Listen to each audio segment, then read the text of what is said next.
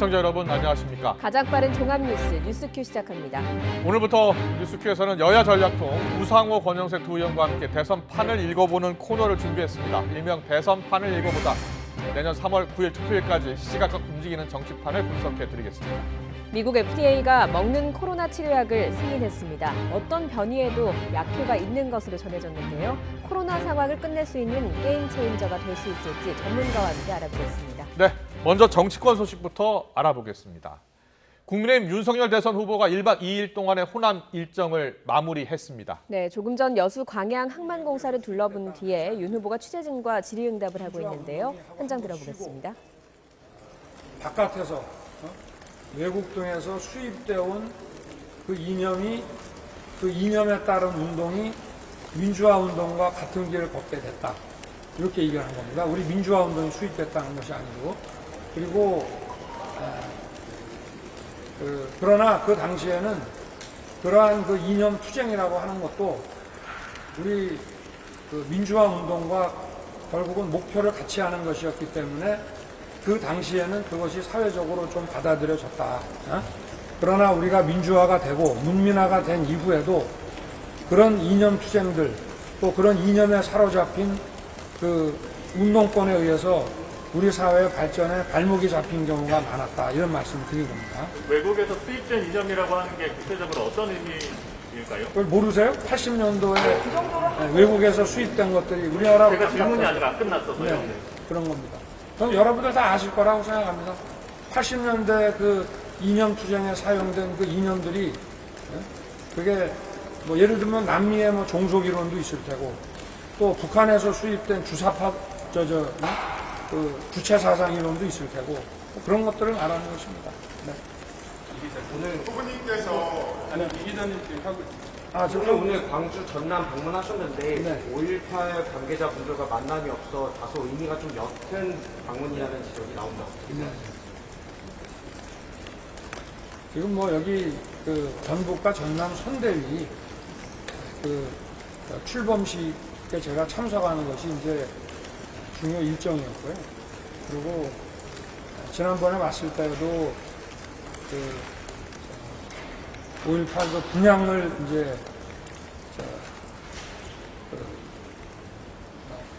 막는 분들이 있었기 때문에 그 물리적인 충돌을 굳이 할 필요가 없다고 생각해서 그 앞에서 나왔습니다만은 어차피 공개 일정으로 그 민주묘역 참배를 하게 될 경우에 또 여기서 또 그 저지하려고 하는 분들도 있고 해서 제가 이번에는 그렇다고 그걸 또 비공개로 할 수도 없고 그래서 이번에는 5.18 민주묘역을 안 하고 그리고 이제 또 관계자 일부는 또 선대위에서도 뵙고요. 일정 관련해서 추가적인 질문. 아니 몇 개 그냥 합시다. 그래. 후보님께서 김대중 전 대통령의 정신을 잊은 호남을 심판해야 된다 이렇게 이야기하셨는데 구체적으로 어떤 의미인지 한번 이야기해 주세요. 그거는 그냥 그 의미 그대로입니다. 네. 네, 여성의 문영철 기자입니다. 네. 전남 지역 의료 문제 관련해서 네. 최근에 의대 신설이 아니라 전남대 분원을 한번 제안하셨다가 지역의 방안이 전남대 분원은 아니고요. 그거는 보도가 잘못 나간 거고 국립대학 의과대학을 이제 그 이쪽 광주 전남 그 수도권 향후에 제가 그 방문을 했다가 얘기를 들었는데 제가 참 죄송한 말씀입니다만 이 지역에서 그 순천대 의과대학을 계속 그 추진을 해 오신 거로 알고 있는데 제가 이 순천에 국립대가 있다는 생각을 못 했습니다. 그래서 의과대학을 만들기 위해서 무슨 국립대 좀 대규모의 국립대학이 좀 있어야 의과대학이 현실화될 수가 있는데 이쪽에 의료시설이 부족하면 전남대학교 의과대학 부속병원을 좀 크게 만들면 되지 않느냐.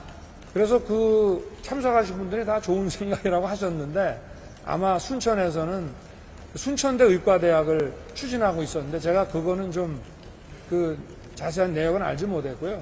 전남대 의대 분원을 여기다 만든다는 얘기는 안 했습니다. 네.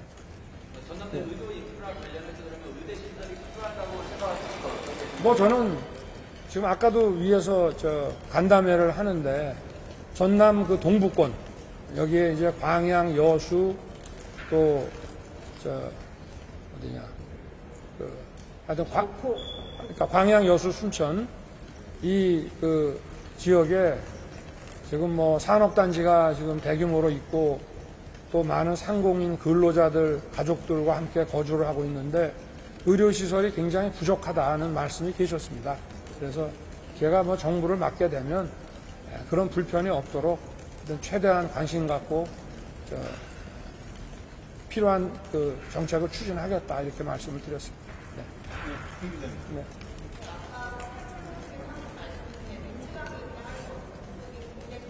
네. 네. 네.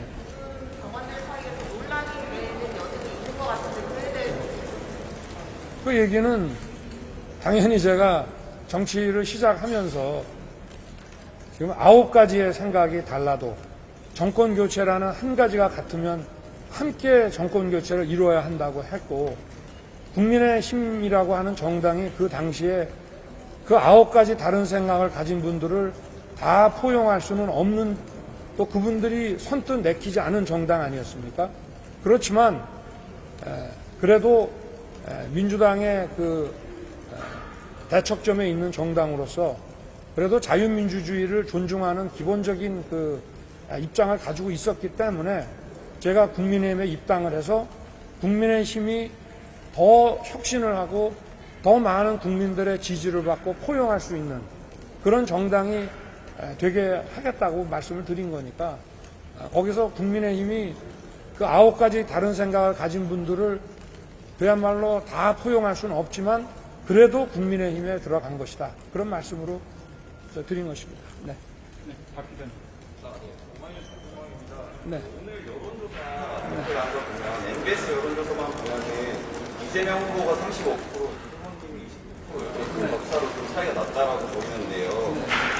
그동안은 계속해서 이제 윤 후보님께서 더 높은 지지율을 보여오셨는데 이번에 큰 격차가 좀 떨어졌단 말이죠. 여기에 대해서 원인이 뭐라고 생각하시고 있는지. 늘 지지율이라는 게 오르고 떨어지고 해 나가는 거라 제가 말씀드린 대로 운동장에서 뛰는 선수는 전광판 안 본다. 그 말씀으로 대신하겠습니다. 네. 장모님의 담보증명서 위조 혐의에 대해서 징역 1년 판결이 나왔는데요. 그거에 대해서 어떻게 보시는지 좀 부탁드립니다. 그래서 뭐 사법부 판결에 대해서 제가 공적으로 언급하는 것은 뭐 적절하지 않은 것 같습니다. 네. 이준석 대표가 장재현 의원을 윤핵관으로 언급하셨는데요. 이에 대한 후보님 입장이 어떤지 궁금합니다. 장재원 의원께서 윤핵관인지 여러분들이 한번 물어보십시오. 네, 뭐 질문이 많으시죠. 장재원 의원은 지금 이 선대위에서 사실상 국민 그 캠프부터 상황실장을 그만두고 아예 출근도 하지 않고 자기 주변에 같이 그야말로 중앙선대위에서 일할 수 있는 사람도 없고 그런 입장인데 무슨 윤핵관이 되겠습니까? 시간 관계상 네. 마지막 질문. 그렇죠. 아까 말씀하신 부동산 정책 관련해서 하나만 더 여쭤보려고 하는데 대표하신 내용 중에 이제 재산세와 중도세를 통합하겠다고 말씀하신 부분은 선생님 그 세대 자체가 너무 과중한 부담을 준다는 생각이 있으시거든요. 어떤 그렇습니다. 네. 마지막으로. 좀 과중하기 때문에 두 개를 합해가지고 아무래도 뭐 이 재산이라고 세금이라고 하는 것은 원래 실현이익에 대해서 과세하는 게 원칙이고 또 그렇기 때문에 재산세에 대해서도 사실 이 재산세에 대한 과세는 가장 하위의 지방자치단체가 주택이라든가 이런 거에 대해서 얼만큼 잘 행정 서비스를 해주느냐 하는 것에 대한 비용 징수 개념이거든요. 그런데 우리나라는 조금 다른 각도에서 이걸 지금 생각을 하고 있는 건데 좀 국민들에게 너무 과부담이 되지 않도록 그렇게 잘 조정을 하겠습니다. 네. 어제 자유 관련 발언, 애플리케이션 발언, 오늘 무슨 발언? 애플리케이션 관련 발언, 뉴스가 있어서 무슨 얘기죠? 일자리에 그거 제가 말씀드릴게요. 그래서 정치권에서 어쨌든 좀 정제되지 않는 표현이 후보로서 좀 나온다 이런 얘기가 있어서 거기에 대해 해명하고 제가 어제도 말씀을 드렸는데 정제되지 않은 것이 아니고 말을 하면은 그 취지를 앞뒤 저걸 봐야죠. 근데 제가 자유라는 것을 어제 그 전북대 학생들하고 얘기할 때도 자유주의라고 하는 것이 힘이 센 사람 자기 마음대로 하는 게 자유주의가 아니고 이 공동체 전체의 구성원이 전부 자유인이 돼야 되기 때문에 경제적으로 취약하고 또 교육을 받지 못한 사람들에 대해서는 더 보강을 해서 어떤 경제적 그 능력도 좀 올려주고 그리고 교육을 더 받게 해서 모든 사람들이 자유인이 되게끔 하는 것이 진정한 자유주의다. 그게 자유민주주의다라고 말씀을 드린 거고 그거를 뭐 빈곤층을 갖다가 폄훼한다고 막 얘기가 저도 어제 봤는데 그거는 뭐 아마 상대 진영에서 말을 늘 지금까지 해온 것처럼 그렇게 마타도식으로 한 거고요. 그 말의 취지를 보면 어려운 분들 더 도와드려야 된다. 그것이 바로 자유주의다라고 말씀을 드린 것이고 그리고 M 얘기는 그거 한번 보세요. 제가 AI 그 알고리즘 얘기를 하고 디지털 플랫폼 얘기를 했습니다. 디지털 플랫폼 정보라고 하는 것은 민관이 같이 쓰는 AI 알고리즘으로 돌아가는 것이고 그거를 휴대폰 앱에서 볼 수 있다고 하는 것은 기존에 옛날부터 해오던 그런 앱이 아니고요. 이거는 AI를 기반으로 한 디지털 플랫폼에서 제공되는 것이기 때문에 예를 들자면은 제가 회사를 그만두고 실업급여 신청을 하게 되면 바로 제가 그동안 일해왔던 거 또 과거에 제가 구직 신청을 했던 거 이런 것들을 바로 이 AI가 딱 판단을 해가지고 지금 당신이 원하는 이런 일자리가 어디에 났습니다라고 하는 AI 기반 실시간 정보 제공을 말하는 것입니다. 그래서 제가 휴대폰 앱으로 볼 수 있다라고 한 그 말의 취지가 쭉 제가 전북대 학생들하고 얘기한 게 있지 않습니까? 실시간 동기화되는 그런 AI 기반의 그 일자리 매칭을 말하는 것이지 그게 뭐 옛날부터 해오던 얘기를 한 건 아니니까 모르겠습니다. 그 학생들하고 얘기하는데 좀 편하게 다양한 이런 얘기들을 하고 학생들에게 좀 이해를 시키고 하는 과정에서 나온 거를 앞뒤 잘라갖고 그렇게 얘기하면 그거는 뭐 왜곡도 그런 왜곡이 없는 거죠. 어제 제가 한 얘기가 아마 풀로 다 전문이 전부 아마 녹음이 돼 있을걸요. 그걸 한번 보십시오. 네. 자, 이걸로 마치겠습니다. 네. 이제 시혜적 인식이 깔려 있는 거 아니냐 이런 지적도 시혜적이요? 네. 이게 어떻게 시혜적입니까? 정부를 저 AI 기반 디지털 플랫폼화를 시키면 이제 여러분들이 일자리 구하는 것도 훨씬 더 간편해지고 여러분들이 원하고자 하는 그런 일자리가 1박 2일 일정으로 호남 방문을 마친 윤석열 후보 기자들의 일문일답에 답을 했습니다. 국민의힘 입당 배경 설명, 또 80년대 민주화 운동에 대한 생각, 또 선대의 윤핵관 문제 등에 대해서 이야기했는데 잠시 뒤 취재기자 전문가와 함께 짚어보겠습니다. 자, 국회로 가보겠습니다. 더불어민주당 이재명 후보가 이낙연 전 대표와 오찬 회동을 하면서 국가 비전과 통합위원회 공동위원장을 제안을 했고 이 전 대표가 이를 수락했습니다. 국민의힘 윤석열 후보는 문재인 정부가 편가르기 정치로 국민을 찢어 편리한 대로 활용했다면서 정권 심판론을 강조하기도 했습니다. 취재기자 연결합니다. 김승환 기자. 네, 국회입니다. 네, 먼저 이재명 후보와 이낙연 전 대표 회동 내용부터 정리해 주시죠. 네, 이재명 후보와 이낙연 전 대표는 서울 중구에 있는 식당에서 1시간 넘게 오찬 회동을 했습니다. 두 사람이 만난 건 지난달 선대위 출범식 이후 50여일 만인데요. 오찬 회동 전 공개 모습 함께 보시죠. 여러 가지 부족한 게 많아서 우리 대표님께서 잘 좀 보살펴 주시면 지금까지도 잘 보살펴 주셨는데요. 너무 이제 산이 많아서 대표님이 많이 좀 업어 주십시오. 예, 좀 이따 넉넉히 얘기하겠습니다. 네, 네. 두 사람은 오찬회동 뒤 취재진에게 선거대책위원회에 신설한 국가비전과 통합위원회 공동위원장을 맡기로 했다고 밝혔습니다. 이 전 대표는 때로 후보나 당과 결이 조금 다른 얘기도 할 수 있을 것이라면서 이에 대해서 후보도 수용하겠다는 의사를 밝혔다고 말했습니다. 이 후보는 이 전 대표가 조직에 직접 참여해 민주당의 4기 민주정부를 위해 최선을 다할 것으로 생각한다고 화답했습니다.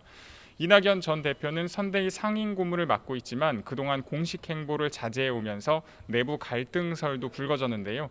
하지만 대선이 다가오면서 호남과 중도층 확장에 이 전 대표의 역할이 필요하다는 당내 요구가 높아져 왔습니다. 이런 상황에서 두 사람이 전격 회동에 나서 함께하는 모습을 보이면서 자중질환 상태를 보이는 국민의힘과 차별화를 꾀하는 모습입니다. 이 후보는 오후 직능단체 대표들과 함께하는 선대위 직능본부 발대식에 참석한 데 이어 저녁에는 열린민주당 당원 토크 콘서트를 찾아서 민주개혁 진영의 정권 재창출과 개혁 과제에 대한 의견을 내놓을 예정입니다. 네, 앞서 호남 방문을 마무리한 윤석열 후보의 이야기 들어봤는데요. 광주 전남에서는 문재인 정부를 세게 비판했다고요.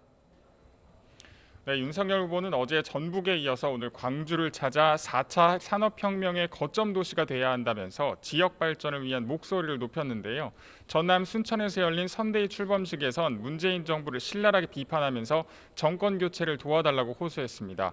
윤 후보는 문재인 정부의 가장 큰 잘못은 편가르기 정치를 한 것이라고 비판했는데요. 이것도 직접 들어보시죠. 잘 사는 사람과 못 사는 사람을 갈라치고 영남과 호남을 갈라치고 또 호남에서도 전북과 전남을 또 갈라치고 이렇게 국민들을 쭉쭉 찢어가지고 자기 편리할 대로 이렇게 활용했다는 그게 가장 큰 잘못이고 죄입니다. 이어 국민의힘이 그동안 제대로 못해서 호남에서 지지받지 못한 것을 충분히 이해한다면서 수권 정당이 되기 위해선 엄청나게 많은 혁신이 필요하다고 강조했습니다. 다만 윤 후보가 혁신의 필요성을 말하는 과정에서 민주당이 들어갈 수 없기 때문에 부득이하게 국민의힘을 택했다고 말했는데 어제에 이어서 또다시 발언 논란이 예상됩니다. 이런 가운데 선대위를 둘러싼 갈등은 여전한 모양새입니다. 김종인 총괄선대위원장은 윤석열 핵심 관계자 이른바 윤핵관 문제와 관련해서 중앙선대위에서 공개적으로 경고장을 날렸습니다. 직접 들어보시죠. 자기 기능을 최대한도로 발휘하는데 노력을 하시되 그것을 초과해가지고서 다른 어떠한 기능을 갖다 하려고 그럴 것 같으면은 그 자체가 문제가 된다는 것을 인식을 하시고서 참 거기에 대해서 많은 소위 주의를 갖다가 경주해 주시겠다 다시 한번 이게 당부를 드립니다. 김종인 총괄선대위원장은 선대위 개편 방안과 관련해 조직을 근본적으로 개편해야 한다는 목소리도 있지만 지금 시점에서 현실적으로 실효를 거둘 수 있는 조치가 아니라고 선을 그었습니다. 앞서 이준석 대표는 언론 인터뷰에서 김종인 위원장을 빼고 조직을 전부 해체해야 한다고 결을 달리했는데요. 그렇지 않고는 이른바 윤핵관 문제 해결을 할 수 없다는 게 이 대표의 주장입니다.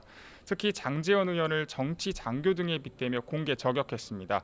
이에 대해 장제원 의원은 왜 할 말이 없겠느냐면서도 진흙탕 싸움에만 빠져있는 모습을 보일 수 없다며 참고 또 참겠다고 응수했습니다. 지금까지 국회에서 YTN 김승환입니다.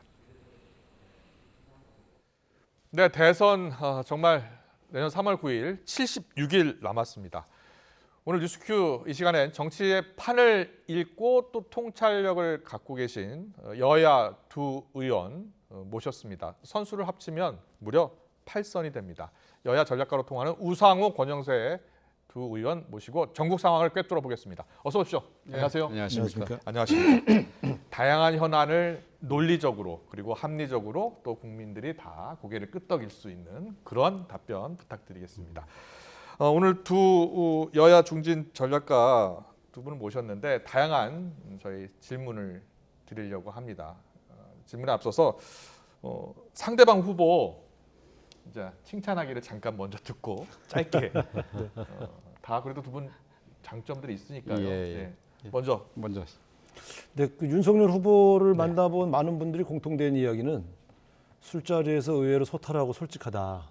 그래서 제가 볼 때는 아마 그 나름대로의 그런 친화력 있는 그런 장점이 계신 것 같습니다. 이재명 후보도 친화력이 굉장히 높다고 들었는데. 거기 뭐 스치면 표죠. 스치면 표입니까? 예. 예. 실제로 직접 만나 보면 언론에서 본 거랑 다른데 되게 위험하다고 생각했는데 되게 부드럽고 좋다 이렇게 윤석열 후보는 그냥 소탈한 점이 장점인 것 같다. 되게 솔직하신 분이다. 솔직하다. 그래서 호감이 간다 이런 분들이 있습니다. 예, 권영세 의원님 이재명 후보에 대한 장점. 지금 우리 우상호 의원님을 칭찬하라고 그러면 칭찬할 게 굉장히 많은데 네.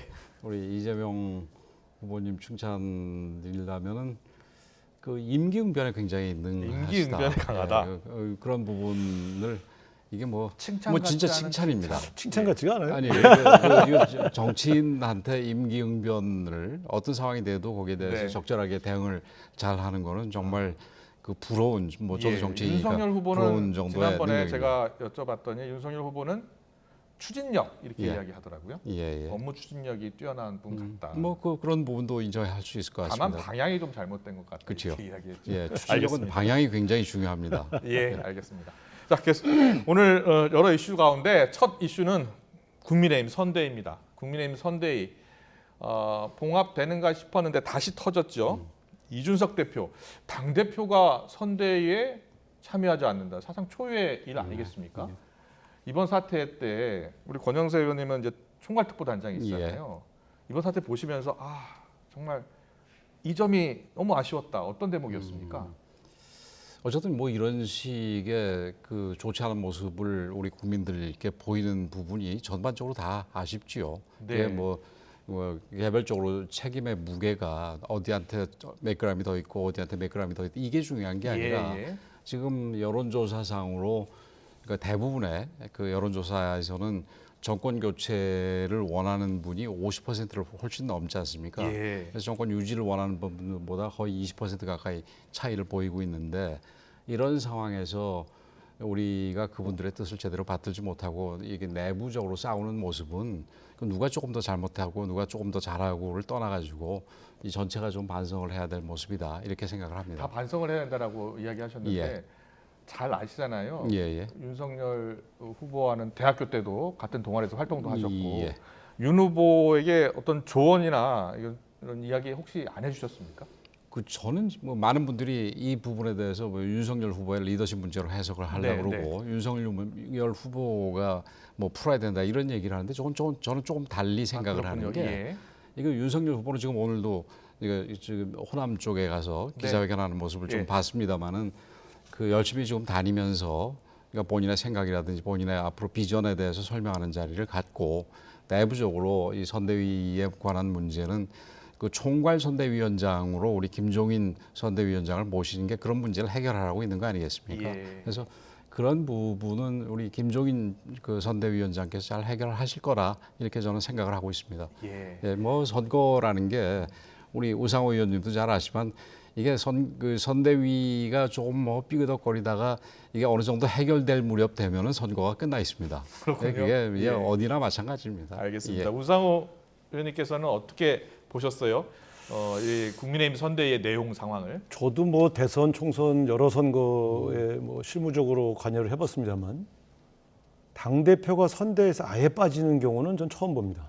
초유의 일이죠. 그러니까 저렇게 되면 이제 당력을 모아서 후보를 지원하는 데에 장애가 생기죠. 그런데 이제 문제는 요인이 그냥 그 이준석 대표 개인의 그냥 뭐 성정의 문제다 이렇게 보기에는 어려운 것이 결국 윤 후보와 가까운 분들과의 갈등 때문에 당대표가 그만두는 모양을 보였다는 점에서 결과적으로는 후보의 정치적 리더십의 문제로 보여줄 수밖에 없죠. 저 문제를 후보가 풀었어야죠. 그런데 조수진 공보단장이 들이받고 나서 그러면 조수진 공보단장 거취를 어떻게 해달라 기다리고 있었는데 뭐 당내 민주주의는 다 그런 거죠. 이렇게 하는 바람에 이준석 대표가 그렇다면 나 그만두란 소리네. 물론 당대표가 이준석이냐 조수진이냐 선택하라 이렇게 접근하는 것도 모양은 저는 참 안 좋다고 봅니다만 그 발언에 대해서 상당히 이준석 대표가 실망했던 것 같더라고요. 결과적으로는 윤 후보가 이 문제를 정리해주지 않았기 때문에 윤 후보의 리더십 문제로 보여지는 것이죠. 그렇군요. 윤 후보의 리더십 문제다. 윤 후보가 정리를 좀 해줬어야 되는 것 아니냐. 결과적으로는 이준석 대표도 잃고 조수진 공보단장도 결국은 그만두지 않았습니까? 그 뭐 이렇다고 보기에는 좀 그렇고요. 아까 그래서 그럼 네. 그렇게 생각하고 말씀하시는 분들이 많지만 사실은 이건 윤석열 후보의 리더십 문제로 치환할 부분이 아니라 예. 이거는 선대위 자체에서 해결할 문제라고 제가 미리 김종인 말씀을 선대위원장이 할 것을 믿는다라고 이야기해 주셨죠. 미리 말씀을 드렸는데 그 오늘 뭐 제가 이준석 대표도 잠깐 만났습니다만은 그 이준석 대표도 지금 뭐 그 이 선대 기구에서만 빠진다 뿐이지 선거 운동 자체에 대해서는 뭐 같이 할 생각을 하고 있으니까 그분에 대해서 물론 뭐 초유의 일입니다. 그 대표가 선대위 기구에서 빠지는 것 자체는 그러나 뭐 그게 아예 선거 운동을 내팽겨치고 아무것도 안 한다 이런 식으로 해석하는 거는 그런 것 같지는 희망사항이란 않습니다. 모를까? 이준석 대표도 아닌 것 윤 같습니다. 후보가 부탁하면 돕겠다라고 이야기를 했고요. 그렇습니다. 오늘 라디오 인터뷰 보니까 이준석 대표가 윤석열 후보가 김종인 위원장에게 정권을 줬다면 아마 선대위를 해체하고 다시 짰을 것이다. 하지만 그것을 하지 못했다 이렇게 이야기하더라고요. 뭐 그건 대표의 이준석 대표의 해석인데. 아 그렇군요. 근데 지금 아마 김종인 총괄선대위원장께서도 지금 선대위에 지금 뭐 약간의 문제점을 어떻게 해결해야 되는지 고민을 많이 하셨을 텐데 지금 전체적으로 봐가지고는 뭐 기구의 문제라기보다는 그 내부를 좀 정리를 해서 가는 거가 필요하다 이렇게 판단을 하신 것 같아요. 내부를 정리한다. 지금 윤핵관 이야기 또 나오는데요. 윤석열 후보와 가까운 핵심 관계자 이 윤핵관과 관련해서 이준석 대표가 선대위 참여를 안 하는 장제원 의원을 딱 겨냥해서 장제원 의원이 자신도 모르는 일을 줄줄줄 얘기한다.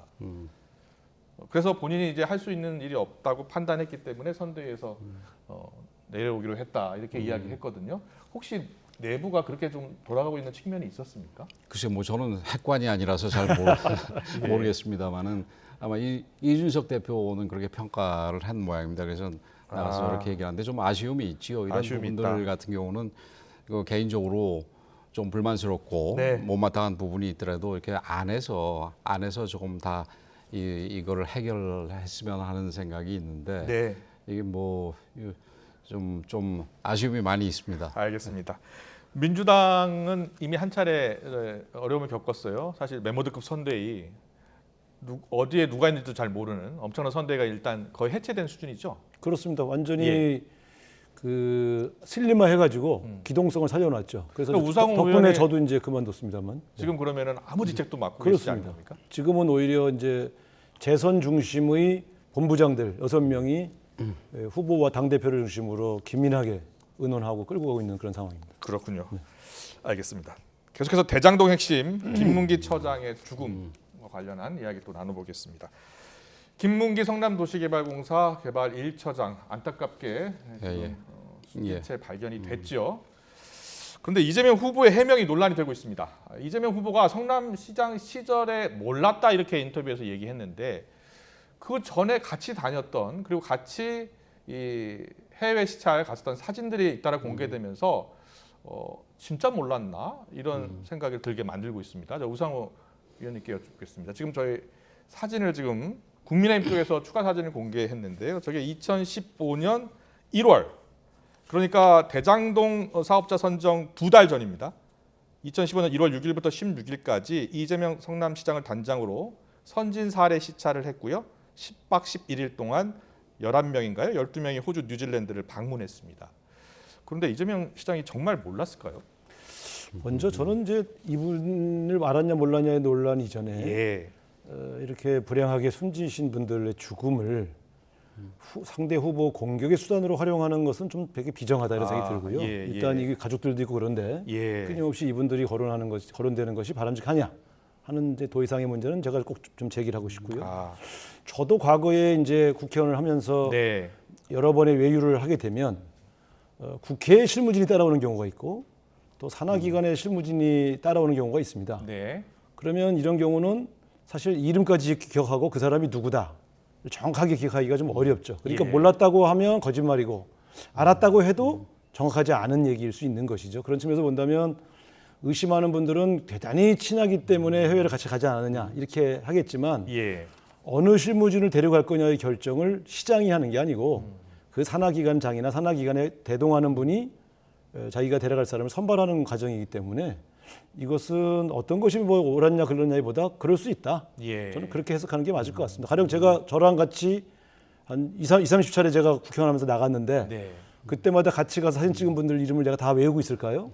그건 거의 불가능하죠. 그런 네. 측면에서 얼굴 보고 아 그때 그 사람이 그 사람이야? 이럴 수는 있어도 그 함께 여행한 사람을 다 왜 기억을 못하냐라고 하는 질문은 또 과도할 수 있죠. 예. 네. 권영세 의원님 어떻게 생각하세요? 예.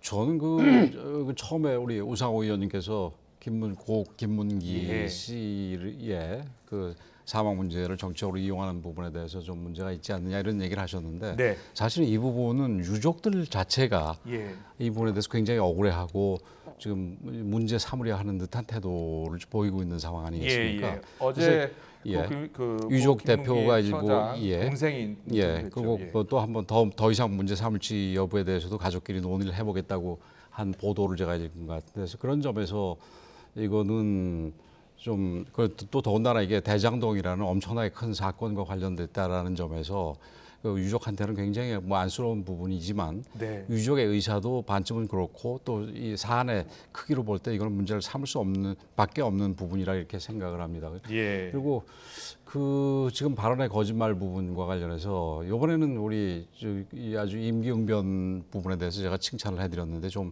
임기응변이 제대로 되지 않은 것 같습니다. 옛날에 우상호 의원님도 잘 아시겠습니다만은 우리 전신정당에서 총리 후보가 당시에 박연차 후보를 모른다고 그랬다가 박연차 후보랑 같이 사진 찍은 게 나오는 바람에 박연차 회장. 박연차 회장이죠. 예. 그 자진 사퇴를 당했던 그런 적이 있었습니다. 그리고 예. 지금 뭐 선발할 때야 그 사실 뭐 지금 뭐 본인이 선발하는 거가 아닐 수도 있겠지만 외국에 가서 한 10박 정도 가까이 긴 기간을 갔다 같이 가게 되면은 자연스럽게 기억을 하게 됩니다. 그리고 이게 그 뒤에도 대장동과 관련해 가지고 여러 가지 일을 같이 했는데 몰랐다는 얘기는 그거는 사실이 아니죠. 이거는 보통 이제 저런 수사를 받다가 예, 이재명 후보가 조금 실수한 것 같습니다. 사망하시는 경우가 가끔 있지 않습니까? 예. 되게 불행한 일인데요. 그럴 때마다 정치권에서 제일 먼저 거론하는 것은 혹시 과잉 수사는 없었나? 예를 들면 군 수사를 받다가 사망하시는 분도 있고 예. 검찰의 수사를 받다가 사망하시는 분도 있고 경찰 수사를 받다 사망하시는 분이 있으면 보통은 정치권에서 시작을 이렇게 합니다. 혹시 수사 과정에 과잉한 건 없느냐? 이분의 인권이 훼손된 건 없느냐? 이렇게 시작을 하죠. 네. 그런데 저는 그런 측면에서 본다면 저는 시작은 그렇게 하고 예. 그 다음에 또 다른 문제 의혹 제기를 하는 것이 바람직하다 이렇게 근데 보겠습니다. 그분이 좀 의미가 있는 게 지금 통상적인 경우에 검찰에서 조사받다가 돌아가시는 경우가 자살해서 돌아가시는 경우가 생기면은 검찰의 과잉 수사 부분이 먼저 문제가 됩니다. 그러나 이분 같은 경우는 그 부분은 어디 가버리고 바로 그 유족들도 뭐 정권과 정부에 대해서 그 좀 비판적인 얘기를 예. 했지 않습니까? 예. 그런 걸 보더라도 이 부분은 연의 사건과는 좀 다른 만큼 요거는 좀 문제가 돼야 된다 이렇게 생각이 불행한 됩니다. 일을 겪은 분의 이 불행한 예. 죽음의 책임이 물론이죠. 후보에게 있는 것처럼 만드시는 물론이죠. 것은 좋은 선거운동 방식은 아니에요. 그분 뭐 지금 선거운동 때문에 그런 게 아니라 진실을 밝히자라는 얘기고요. 그 부분에 대해서는 우리가 충분히 돌아가신 분과 유족들의 어떤 명예와 그 명예 감정에 대해서는 우리가 존중을 하면서 진행을 할 필요가 있다고 봅니다. 예. 뭐 가장 이재명 후보가 고 김문기 처장을 알았는지 몰랐는지 사실 본인밖에 답을 할 수 없는 상황이고 판단은 국민이 할 수 있을 그렇죠. 것이다. 예, 생각이 객관적인 듭니다. 증거를 가지고 지금 판단을 이미 하고 계실 겁니다. 예, 그렇습니다. 그런데 이렇게 이재명 후보 대장동 의혹에 대해서 어제 언론 인터뷰에서 이렇게 이야기했습니다. 대장동 정말 이런 표현을 하면 좀 그런데 한마디로 솔직히 좀 미치겠다 이렇게 표현을 하면서 빨리 해서 확실하게 전모를 특검을 밝히는 게 낫겠다. 투명하게 좀 드러날 수 있도록 했으면 좋겠다 이렇게 이야기를 했어요. 그래서 어제 여야가 특검 협상에 나섰습니다. 맞죠? 예. 그런데 불발됐다고 하더라고요. 가장 큰 이유가 어디 있었습니까?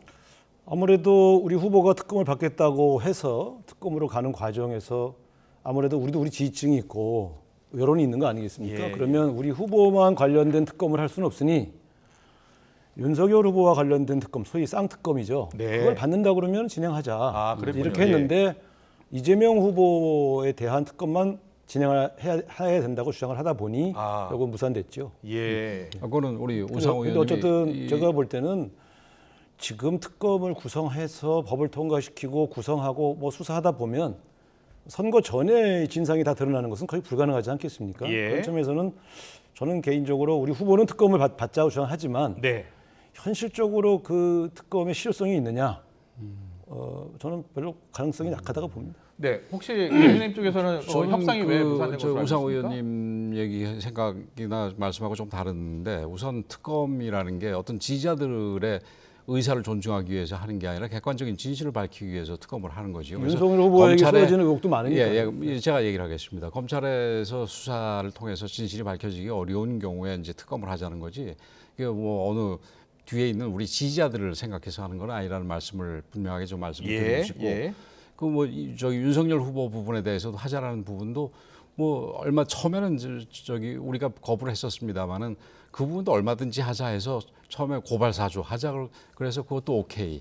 그다음에 또 다른 문제가 뭐였죠? 부산저축은행 그 부분을 또 이제 조건으로 걸어가지고 그 부분도 오케이 하니까 이제는 뭐 또 딴 얘기를 하고 있어요. 계속해서 지금 그 특검은 후보는 하자 그러놓고 난 다음에 실제 협상단에 나온 사람들은 특검장에 그 협상장에서 특검 관련해서 새로운 얘기 우리가 받으면 또 딴 얘기하고 받으면 또 딴 얘기하고 이렇게 있단 말입니다. 그래서 이거는 특검을 뭔가 이렇게 피하고 역할 분담을 해서 하나는 하자 그러고 하나는 피하고 이런 식으로 좀 이렇게 저기 계획하고 나온 거 아닌가 이런 정도의 생각이 들 정도입니다. 예. 우상호 의원님은 원내대표도 지내시고 이게 지금 대선이 76일 남았는데 특검이 대선 전에 시작될 수 있을까요? 합의 볼 수 있을까요? 불가능하다. 네, 저는 이제 원내대표 하면서 특검 협상도 해봤고 또 다양한 이제 여야 합의를 만들어 봤습니다만 실질적으로 정치적으로 뭐라고 주장하는가와 무관하게 협상 테이블에 앉은 두 원내대표의 생각은 분명히 다른 것 같습니다. 그런데 여야 모두 사실 지금 검찰 수사에 대해서 다 못마땅하게 생각하는 건 맞잖아요. 진실이 밝혀지지 않고 있다. 예, 그렇죠. 여야 모두 같은 생각 아닙니까? 그런데 이 진실을 알지 못한 상태에서 우리 국민들은 그럼 투표를 해야 되는 그런 상황이 오고. 예, 그럼 특검을 그래서 해야지요. 예. 70일 내에 다 미처 밝혀지지 않는 한이 있더라도 해야 된다고 저는 생각합니다. 아니, 그러니까 저는 특검을 할 거냐 말 거냐의 저희 개인 주장을 물어보신다면 저는 특검 하자는 입장입니다.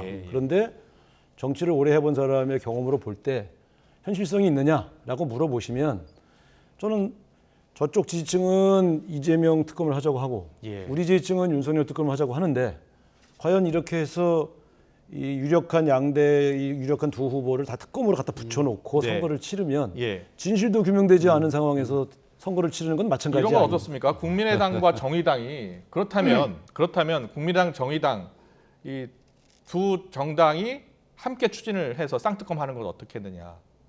뭐 어느 당이 해도 마찬가지고 그다음에 지금 저기 뭐 이 자막이 계속 지금 제 말은 안 나오고 그 저 우리 당에서는 이재명 후보만 특검을 하자는 것처럼 나오는데 아까 얘기했듯이 우리 당 뭐 윤석열 후보의 고발 사주권부터 부산저축은행 것까지 다 같이 하자는 겁니다. 근데 그럼에도 불구하고 그 얘기를 하면 또 피하고 또 다른 얘기를 해서 지금 특검이 안 되는 거기 때문에 저희 이거는 기자들도 뭐가 진실인지 모를 정도입니다.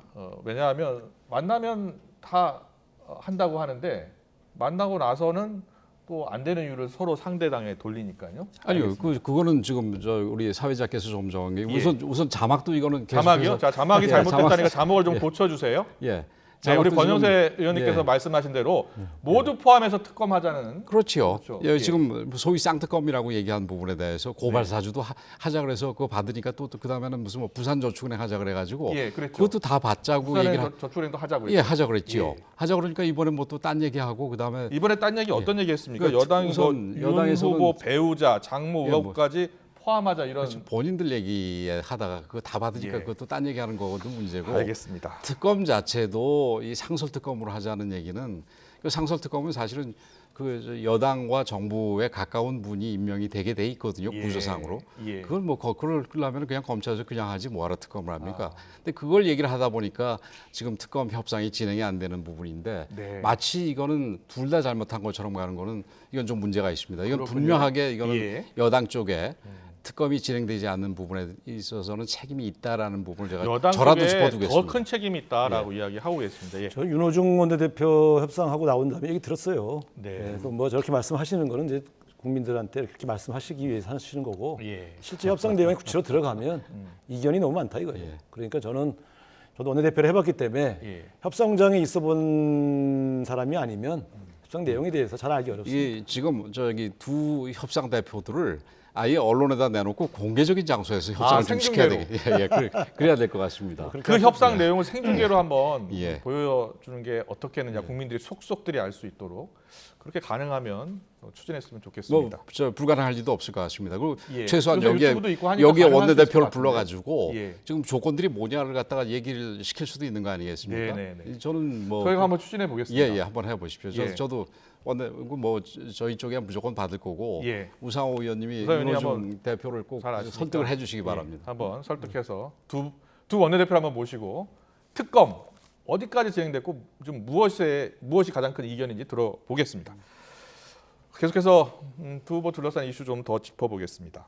윤석열 후보 최근 발언이 계속 논란이 되잖아요. 아까도 생중계로 기자들의 질문에 답하시던데 윤석열 후보 어제 발언은 극빈층 못 배운 사람은 자유가 뭔지 모른다. 이 발언 물론 큰 맥락상 보면 그런 뜻이 아니었다라고 해명을 했습니다.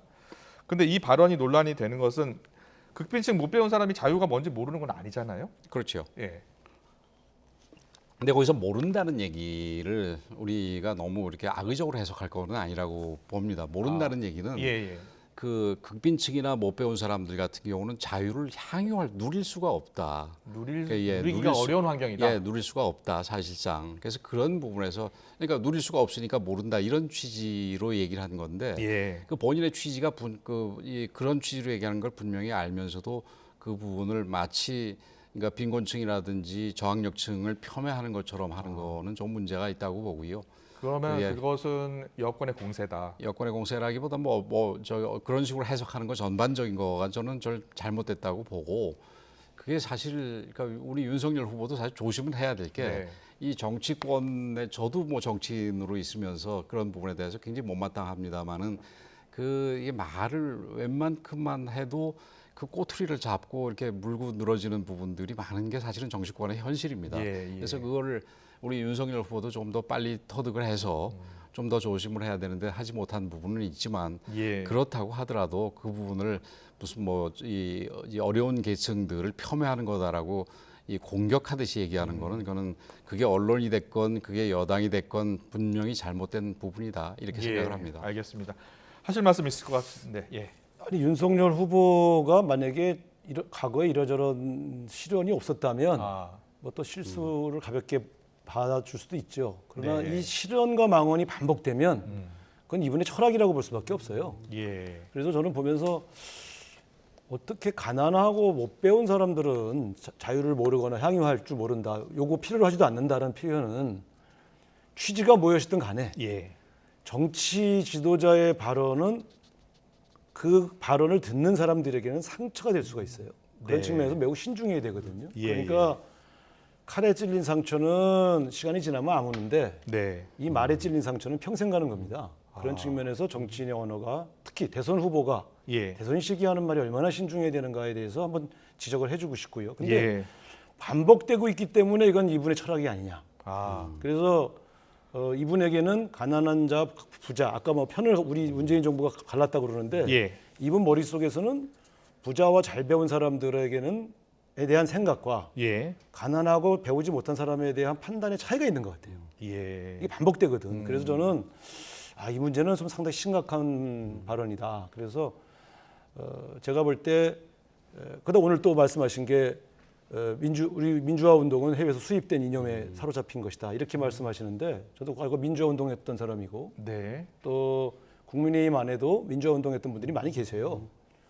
뭐 그분들도 다 수입산입니까? 그러니까 저는 보면서 어떻게 얘기를 이렇게 규정을 하고 단정을 할 때 상처들이 받는 거거든요. 그런 측면에서 기본적으로 이 문제에 대해서는 반복되고 있다 매일. 그런 측면에서 이건 국민들에게 사과해야 할 발언이다. 그냥 취지를 왜 이해해주지 못하냐, 왜 곡학하느냐 이렇게만 넘어갈 문제는 아닌 것 같습니다. 네. 그 선거철이 되니까 아주 합리적인 우리 우상호 의원님도 약간의 갈라치기를 하시려고 그러는 것 같은데 그러니까 말을 좀 더 이렇게 분명하게 했으면 하는 아쉬움은 틀림없이 있습니다. 근데 뭐 지금 오늘 아까 사상 부분 관련해서도 아마 뭐 제가 윤석열 후보 본인이 아니니까 모르겠습니다만은 막스주의라든지 아니면은 당시에 뭐 우상호 의원님도 잘 아시지만 해방신학이라든지 이런 외국에서 수입된 생각들이 우리 운동권 일부를 지배하고 있었던 부분 이걸 염두에 두고 얘기한 것이 아닌가 이렇게 되고 이 생각이 수입산이라는 얘기지 우리 운동권이 다 수입산이 되는 건 아니지요. 앞서 해명을 잠깐 들어봤더니 민주화운동 수입됐다는 의미는 아니다. 그렇죠. 이렇게 해명을 했습니다. 운동권에 의해서 발목을 잡힌 부분을 이야기한 것이다라는 해명을 했고요. 이슈가 좀 더 있어서 다음 이슈 넘어갈게요. 지난주까지만 해도 두 후보 모두 가족 리스크로 곤혹을 치렀습니다. 이재명 후보 같은 경우에는 아들 상습 도박 의혹 그리고 성매매 의혹이 터졌는데요. 일단 이재명 후보는 또 본인 잘못이다 그리고 사과드린다고 고개를 숙였습니다. 이 후보의 대처에 대해서는 우상호 의원은 어떻게 평가하세요? 사실 그 아들의 도박 이야기는 이게 이제 엄밀하게 말하면 사행성 게임입니다. 사행성 게임을 한 거죠. 근데 이제 이게 저도 이제 그 관련 상임위를 했습니다만 좀 다투어볼 만한 소진이 있어요. 예를 들면 프로게이머 임요한 씨는 과거에 그 프로그램 자체가 도박은 아니다. 이렇게 이야기한 적이 있어요. 그 돈을 잃었다는 표현이 있던데요. 게임머니니까. 게임머니고 그 게임 아이디어를 돈을 주고 사는 거죠. 이런 게 이런 겁니다. 이거 환전할 경우에 불법이 되는 거죠. 근데 이제 그 안에서 게임머니만 갖고 뭐 잃고 하는 것은 이제 그 현찰을 놓고 사는 게 아니니까. 그런데 우리 후보가 어쨌든 사행성 게임에 경도되어 있었다고 한다면 이것은 국민에게 깔끔하게 사과하는 게 맞겠다 싶어서 바로 사과를 했고 그렇군요.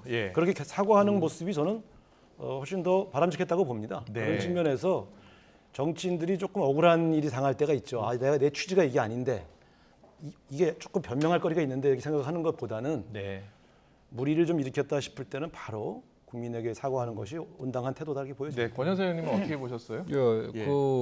이재명 후보가 바로 사과한 부분은 뭐 저는 잘했다고 생각을 합니다. 근데 이제 아까 그 게임 머니고 그걸 환전을 했을 때나 돈이 되기 때문에 그게 도박이 아니다라는 얘기는 그건 법률적인 측면에서는 받아들일 수 없는 얘기고요. 얼마든지 그게 환금성이 있다면은 그건 도박입니다. 윤석열 후보 이야기 해볼게요. 윤석열 후보는 이제 김건희 씨 학력 위조 논란이 있었습니다.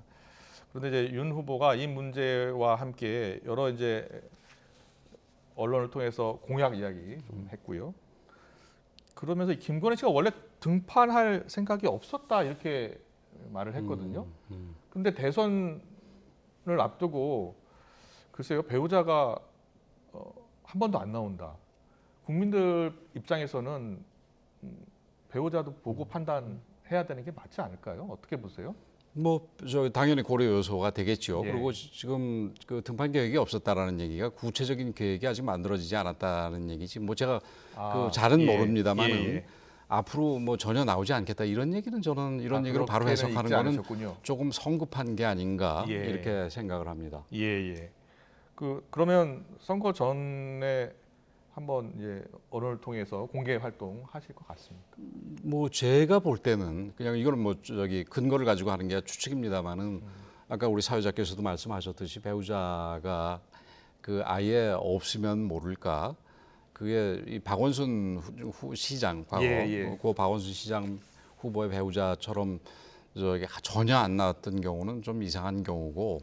통상적인 경우는 안 나온 적이 없었던 만큼 나오지 않겠냐, 자연스럽게 나오지 않겠냐 이렇게 생각을 한다는 말씀 정도를 드릴 수 있을 것 같습니다. 알겠습니다. 우상호 의원님은 하신 말씀 있으세요? 글쎄 한때는 윤석열 후보가 정치는 패밀리 비즈니스다 이렇게까지 얘기하셨던 분이 김건희 여사 문제가 굉장히 화제가 되고 좀 불리해지니까 원래 등판 계획 없었다 이렇게 얘기하신 거는 말을 바꾸신 거죠. 그런 측면에서 본다면 불리해지니까 저렇게 말씀하시지만 저 사안이 조금 잠잠해지면 또 활용 계획을 세우겠죠.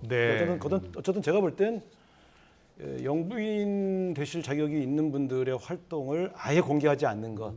그건 정치 선거에서는 비정상적인 것입니다. 알겠습니다. 시청자 여러분 어떻게 보셨습니까? 여야의 전략가이기지만 또 4선 의원입니다. 우상호 의원, 권영세 의원 합하면 8선입니다. 두 분이 워낙 논리적이고 그리고 국민들이 납득할 수 있는 이런 논거로 이야기를 해주셔서 참 오늘 토론은 의미도 있었고 잘 들었습니다. 또 앞으로 2주 뒤에 또 뵙도록 하겠습니다. 우상호, 권영세 의원과 함께했습니다. 잘 들었습니다. 예, 고맙습니다. 감사합니다.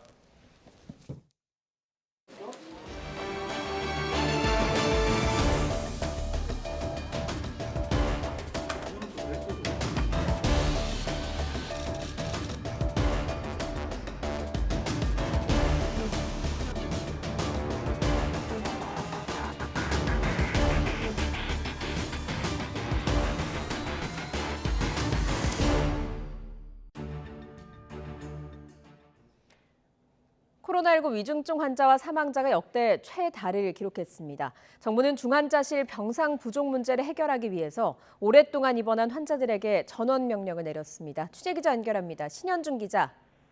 네, 신현준입니다. 네, 병상 부족 상황이 심각한데 위중증 환자는 계속 늘고 있죠. 네, 오늘 0시 기준으로 발표한 위중증 환자는 20명이 늘어 1,083명입니다. 사흘째 1,000명대이자 역대 최다 기록입니다. 사망자는 109명 증가해 처음으로 세 자릿수를 기록했고 누적 5,000명을 넘었습니다. 치명률도 올라 0.85%입니다. 위중증 환자가 계속 늘면서 중환자 병상 사정은 심각합니다. 전국 중환자 병상 가동률은 79.1%로 80%에 육박해 포화 상태가 지속되고 있습니다. 사정이 이렇자 정부는 코로나19 중환자실에 오랫동안 입원한 환자에게 일반 중환자실이나 일반 병상으로 옮기라는 전원 명령을 처음으로 내렸습니다. 중앙사고수습본부는 20일 넘게 코로나19 중환자실에 있던 환자 가운데 중환자실 치료가 불필요한 210명에게 지난 20일 전원 명령서를 보냈다고 밝혔습니다. 이 가운데 89명은 이행 의사를 밝혀 71명은 일반 중환자실이나 병실로 옮겼고 나머지 18명은 전원을 준비하고 있습니다. 또 63명은 면역 저하나 호흡기 문제 등을 호소해 적정성을 평가한 뒤 전원 여부를 결정하게 됩니다. 이런 가운데 유은혜 부총리 겸 교육부 장관과 권덕철 보건복지부 장관은 오늘 국립대병원장 10명과 만나 병상 확보 계획을 논의했습니다. 여기에서 국립대병원들은 내년 1월 중순까지 중환자 치료병상 350여 개를 확보하기로 했습니다. 서울대병원은 또 음압 장치를 갖춘 모듈형 병상을 구축해 추가로 중증 환자 병상 96개를 더 확보하는 계획도 수립했습니다. 네, 정부가 당초 오늘 먹는 치료제 도입 계획을 발표하려 했다가 연기했죠. 왜 그런 겁니까?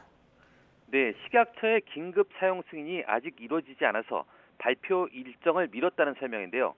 이에 따라 올해 말 긴급 사용 승인 일정에 맞춰 도입 물량과 시기를 공개하기로 했습니다.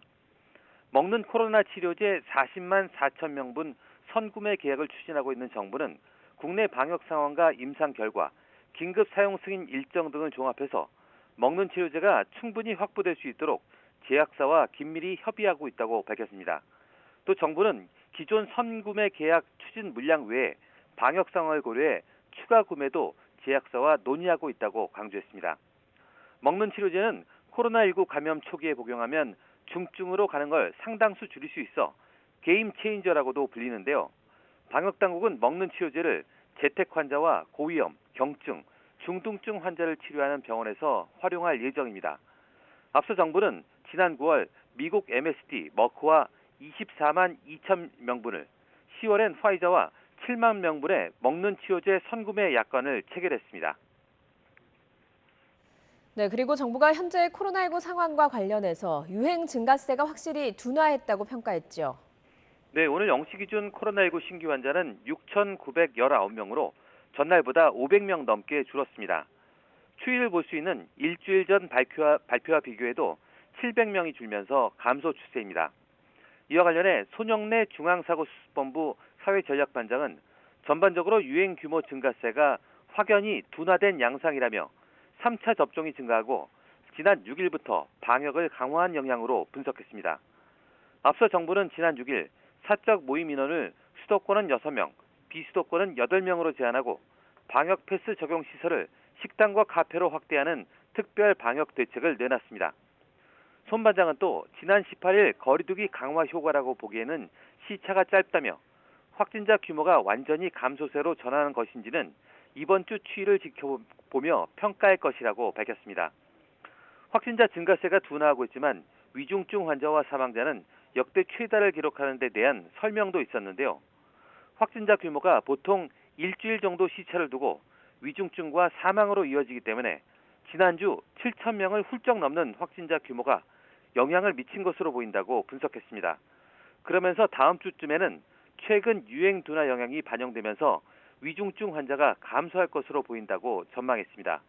지금까지 사회 2부에서 YTN 신현주입니다. 강원과 대전 지역에서도 코로나19 오미크론 변이 환자가 나왔습니다. 강원도 보건당국은 지난 18일 발생한 원주 확진자의 변이 바이러스를 분석한 결과 모두 3명에게서 오미크론 변이가 확인됐다고 밝혔습니다. 또 대전에서 발견된 오미크론 변이 확진자는 지난 18일 미국에서 입국한 30대로 지난 20일 확진 판정을 받았습니다. 네, 정부가 병상 부족으로 어려움을 겪고 있는 가운데 일부 중소병원들은 확진자 치료를 위해서 병원을 통째로 내놨습니다. 현장에 나가 있는 취재기자 연결합니다. 엄윤주 기자. 네, 경기도 용인에 있는 코로나19 거점 전담 병원에 나와 있습니다. 네, 엄윤주 기자가 나가 있는 병원도 일부 병상만 코로나19 환자 치료용으로 사용해 오다가 아예 병원 전체를 통째로 투입하기로 했다고요. 네, 이곳은 이미 일부 시설이 코로나19 병상으로 활용되고 있었는데요. 현재 이 병원에는 코로나19 확진자들을 위한 병상이 모두 107개 마련돼 있습니다. 원래 있던 전체 병상 299개 가운데 173개에 대한 공사를 진행했는데 의료진 구역을 포함해서 코로나19 전담 병실로 마련된 겁니다. 이 병원의 코로나19 병상 가동률은 50% 이상 정도인데 병원은 이제부터 남은 일반 병상 126개도 모두 확진자 치료를 위해 내놓겠다고 밝혔습니다. 병원을 통째로 코로나19 전담 치료를 위해 제공하기로 한 겁니다. 현재 일반 병상에서 입원 중인 환자는 모두 다른 병원으로 옮긴 뒤 시설 공사를 진행하기로 했습니다. 현재 중증 환자 병상 32개를 2배로 늘리고 운영 중인 신장 투석기도 추가로 배치할 예정입니다. 다만 의료진 인력 고용 계획이나 공사 일정과 같은 세부 내용은 조율 중입니다. 앞서 서울 광진구 해민병원과 인천 유성민병원, 남양주 한양병원이 코로나19 거점 전담 병원으로 지정됐는데요. 용인 강남병원을 포함해 이렇게 병원 통째로 지정된 거점 전담 병원은 전국에 모두 14곳 있습니다. 하지만 병상 부족 현상은 여전히 해소되지 않고 있죠. 네, 말 그대로 병상은 그야말로 포화 상태입니다. 어제 오후 5시 기준으로 수도권 중환자 전담 병상 가동률은 85.1%를 기록했습니다. 하루 전보다 0.5%포인트 떨어지기는 했지만 여전히 수도권 중환자 병상은 부족한 상황인데요. 서울이 57개, 경기 59개, 인천은 9개로 수도권을 통틀어 125개에 불과합니다. 수도권에서 하루 넘게 입원이나 생활치료센터 입소를 기다리는 환자는 367명으로 집계됐습니다. 확진자가 급증하면서 병상 부족 사태가 이어지자 정부는 병상 10,000개를 다음 달까지 확충하겠다고 밝혔습니다. 이미 내린 행정명령으로 병상 2,000여 개를 확보하고 상급 종합병원과 국립대병원에 추가 행정명령을 내려 병상을 추가로 확보한다는 계획입니다. 또 일부 공공병원은 아예 일반 진료를 중단하고 통째로 코로나19 전담병원으로 바뀌는데요.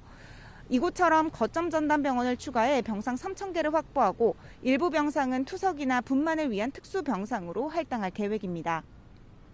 문제는 이 같은 계획이 정상적으로 가동할 수 있으려면 충분한 의료 인력이 충원돼야 한다는 겁니다.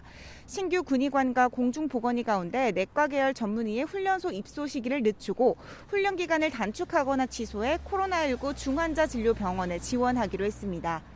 아울러 중환자실에 머무는 최대 기간을 확진이나 증상 발현일로부터 20일로 제한해 병상 운영을 효율화하기로 했습니다. 지금까지 경기도 용인에 있는 코로나19 거점 전담 병원에서 YTN 엄윤주입니다. 네, 코로나19 상황이 악화하고 있지만 국면을 바꿀 수 있을지 주목되는 소식도 있습니다. 미 FDA가 집에서도 먹을 수 있는 화이자에 먹는 치료제 팍스로비드를 처음으로 긴급 승인한 건데요. 과거 신종플루 치료제 타미플루처럼 게임 체인저가 될 수 있을지 송대석 고려대 약학대 교수와 함께 짚어보겠습니다. 교수님 나와 계시죠? 예, 안녕하세요. 예, 안녕하십니까. 먹는 치료제가 일단 미국에서 긴급 승인된 겁니다. 일단 치료제다 보니까 코로나19에 확진이 되고 나서 먹는 약일 텐데 언제 어떻게 먹는 겁니까? 지금 뭐 팍슬로비드 같은 경우에는 그 증상 발현이 일어나고 난 다음에 3일 전서부터 투여를 하기 시작해서 약 5일간 하루에 2번씩 먹는 걸로 알려져 있습니다. 네. 그렇게 복용을 할 경우에 팍슬로비드 같은 경우가 약 입원이나 사망으로 갈 수 있는 확률을 89%까지 낮춰줄 수 있다라고 임상 결과는 보고하고 있습니다. 예, 타미플루와 비교하면 이게 뭐 사망이나 중증을 얼마나 많이 방어를 해주는 겁니까? 타미플루하고 직접 비교하기는 조금 여러 가지 차이점들이 있는데요. 타미플루 같은 경우에는 워낙에 사용된 사례도 많고 실제로 임상 증상을 조금 완화시켜주고 바이러스 배출을 유의적으로 낮춰주는 것들이 워낙 많은 활용의 사례가 있기 때문에 알려져 있는데 지금 팍슬로비드 같은 경우는 임상 3상까지 됐던 데이터들만 확보가 되고 있어서 지금까지 알려진 바로는 여튼 유의적으로 중증과 사망 확률을 90% 정도 감소시켜주는 것이 특징적인 것으로 알려져 있습니다. 예, 일단은 뭐 중증으로 가지 않게 해준다고 하니까 좀 반가운 소식이긴 한데 부작용 같은 경우도 충분히 임상 시험이 된 겁니까?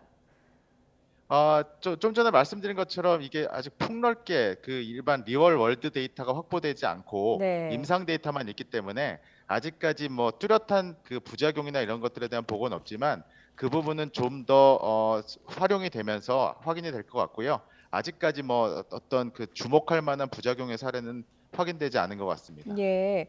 그런데 지금 오미크론 변이에 대해서 여러 이야기가 나오고 있지만 그중 특징 중에 하나가 백신이 들지 않을 수 있다 이런 이야기가 나오고 있더라고요. 그렇다 보니까 이 치료제는 어떨까 궁금했는데 변이 바이러스에 모두 효과적이다 이런 분석이 있더라고요. 그것은 그렇게 예측을 할 수 있는 근거가 백신 같은 경우는 지금 거의 대부분이 바이러스 표면에 있는 수용체를 달라붙는 부위, 즉 스파이크라고 하는 부위를 백신의 타겟으로 만들고 있는데요. 지금 팍슬로비드 같은 경우에는 바이러스의 그 단백질 분해 요소를 저해하는 단백질 분해 요소를 막아주는 그런 기전을 갖고 있기 때문에 이런 것들은 아무래도 표면에 돌연변이가 일어나는 것에 대해서 상대적으로 조금 자유롭고요. 이미 그 수의학 분야에서 동물의 그 고양이 치료제에서 고양이 코로나 치료제에서 활용된 사례들이 있어요. 이런 비슷한 기전의 약물이. 그래서 성공의 사례들이 있기 때문에 그런 것들을 좀 참고할 만하고요. 그렇기 때문에 백신에 지금 그 오미크론이나 델타 변이가 상당히 영향을 주고 있는데 그거에 비해서는 타겟 자체가 다르기 때문에 조금 돌연변이에는 백신보다는 좀 자유롭지 않을까 그렇게 기대를 하고 있습니다. 예, 그렇다 보니까 치료제가 정말로 이 게임 체인저가 될 수 있을까 기대하는 목소리가 나오는 것 같습니다. 그래서 치료제가 도입이 되면 지금 위중증 환자 수 또 사망자 수가 굉장히 많이 늘어나고 있잖아요. 크게 줄어들 수 있겠군요. 이게 임상의 결과대로 실제로 리얼월드에서도 작용을 한다라고 하면 중증도와 입원율, 사망률을 낮춰주기 때문에 지금 좀 전에 기사에서도 나온 것처럼 그 의료 기관이 그러니까 병실이 부족해서 굉장히 그 문제를 유발하는 이런 것들에 대해서 획기적으로 좋은 도움을 줄 수 있을 거라고 기대하고 있습니다. 그런데 이게 정말 우리가 항상 생각하는 타미플루처럼 그렇게 굉장히 광범위하게 활용될 수 있을 것이냐라는 하는 부분과 관련해서 이게 상대적으로 굉장히 좀 고가인 측면도 있고 그리고 이제 아직 그 임상 결과가 정말 실제에서도 이렇게 재현이 될 것인지 하는 부분에 대해서는 아직 조금 더 지켜봐야 되기 때문에 그런 부분에 대해서는 좀 저희가 유의하고 봐야 될 것 같습니다. 예, 일단 미국에서 먼저 긴급 사용 승인이 됐고 이제 사용이 될 것이기 때문에 여러 결과들이 좀 봐야 되겠지만 일단 우리 식약처도 이 팍스로비드에 대해서 긴급 사용 승인 검토에 들어갔거든요. 좀 빠르게 결론이 나겠습니까? 일단은 지금 다 아시는 것처럼 지금 코로나 전담, 백신과 치료제를 전담하는 부서가 생겨서 기존에는 180일 기준을 검토를 했었는데요. 지금은 그 기간을 40일로 줄였기 때문에 국내에서도 뭐 국외에서 미국 같은 경우에 승인이 났지만 국내에서도 기존보다는 상당히 빠르게 허가가 진행될 거라고 기대하고 있고요. 그렇게 되면 국내에서도 실제 활용이 될 것으로 저는 생각하고 있습니다. 언제쯤 사용이 될까요?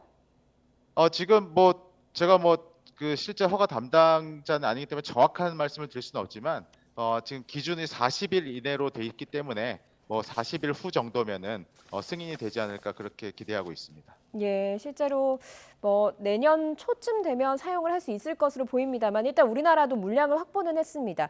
머크사라고 하는 곳에 몰루피라비르를 20만 명분을 확보를 했고 화이자 팍스로비드 같은 경우는 7만 명분을 들어오기로 계약을 했거든요. 그렇다면 이 부분에 대해서 좀 충분한 건지 아니면 조금 더 공격적으로 선점에 나서는 것이 좋은지 궁금한 점들이 있거든요. 그 몰루피라비르 같은 경우는 지금 말씀드린 화이자의 팍슬로비드하고 다르게 이것은 RNA 중합 효소를 그 타겟으로 하는 치료제로 또 그 팍슬로비드하고 또 다른 기전입니다. 또 다른 기전이고 요거하고 조금 그 유의해야 되는 부분이 몰루피라비르 같은 경우가 임상 1상이나 이런 때에서 굉장히 효과가 좋았는데 사실 임상이 확대되면서 처음에 90% 정도 되는 효과에서 지금 약 50% 언저리까지 효능이 조금 이제 내려가서 그래서 이제 조금 우려를 하고 있고요. 다만 이제 팍슬로비드 같은 경우는 임상에서도 굉장히 효과가 좋은 걸로 확인이 돼서 이제 조금 더 우위에 있는 치료제라고 지금 여겨지고 있는데 지금 뭐 당장 7만, 20만 이렇게 보면은 국내 신규 확진자 수를 대비하면 아주 단기간에만 활용할 수 있는 정도의 수준이어서 이 부분은 앞으로 좀 더 확대해서 좀 도입이 돼야 될 것 같습니다. 예, 알겠습니다. 일단 이 먹는 치료제에 대한 여러 가지 뭐 그 결과가 나와야 된다는 말씀을 하시긴 하셨지만 어쨌든 좀 기대가 되는 건 사실입니다. 팍스로비드에 대해서 구체적으로 알아봤습니다. 송대섭 고려대 약학대 교수였습니다. 고맙습니다. 감사합니다.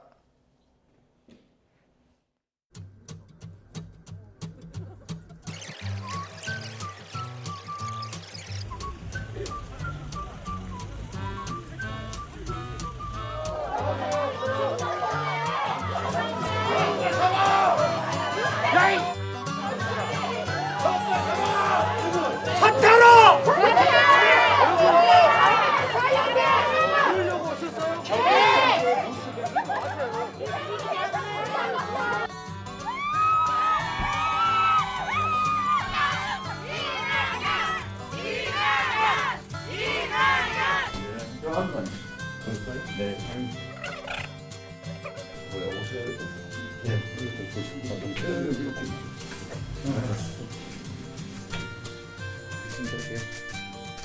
열심히 하고 있습니다.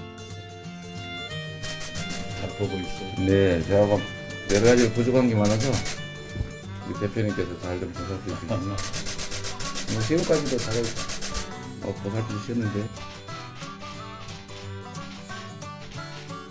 너무 이제 산이 많아서 대표님이 많이 좀 뽑아주십시오. 예. 오늘 일정은 몇 시? 시간 뭐 충분합니다.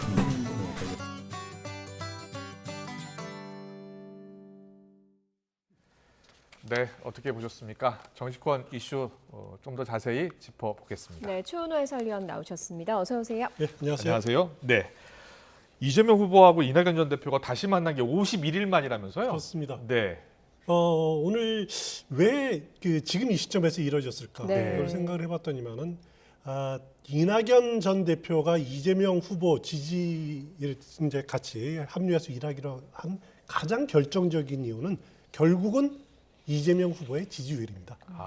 11월 초만 해도 뭐 여론조사가 윤석열 후보하고 한 10% 넘게 15% 벌어지지 않았습니까? 예. 만약 한 달여가 지난 지금 이 시점에 그것이 배가 됐다, 더블이 됐다라고 했을 경우에는 이낙연 전 대표로서는 쉽게 지지 대열에 동참하지 못했을 겁니다. 네. 그렇군요. 당 내부에서도 뭐 위기론이니 뭐 교체론이 나왔을 거고 예. 하지만은 어찌됐든지 간에 이재명 후보가 위기를 극복을 했다.